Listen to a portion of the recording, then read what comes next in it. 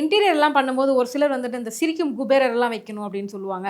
Money plant எல்லாம் வைக்கணும் அப்படின்ற மாதிரிலாம் சொல்லுவாங்க. ஸோ வாஸ்துக்கும் இந்த மாதிரி பொருட்களுக்கும் சம்பந்தம் இருக்கா?